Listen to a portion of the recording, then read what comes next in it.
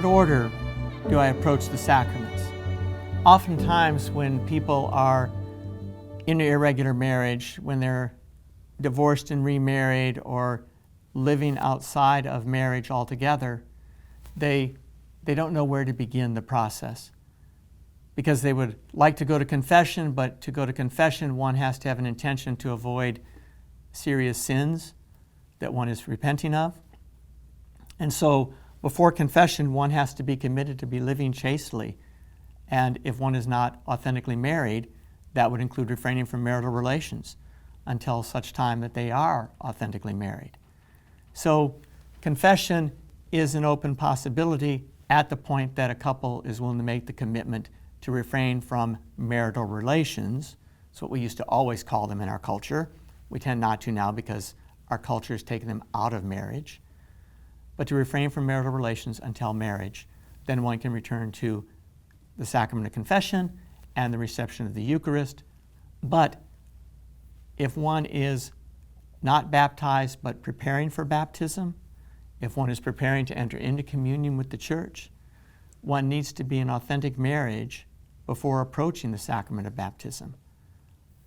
And that authentic marriage is what God established at the beginning. It's not something just for Christians.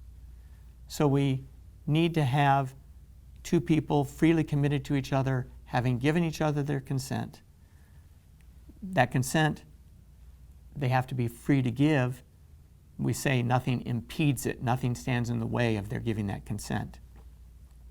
An impediment to a marriage could be that they are brothers and sisters, or that the one raised the other one, and so it would be considered socially improper. Or one has an impediment because they're already committed to somebody else until death do they part in marriage. So those impediments have to be addressed. Sometimes the tribunal process will be necessary to address that, particularly for the impediment of a prior marriage. But once those impediments are removed, then the couple can enter into an authentic marriage, even if they're not baptized. And then they can be prepared to be baptized, to come into full communion with the church, to receive the sacrament of confirmation, to receive the Eucharist regularly again. Since God establishes marriage in the beginning, it's always a good place to start with establishing the marriage as a solid, authentic foundation for a couple as they're journeying to a fuller celebration of the other sacraments.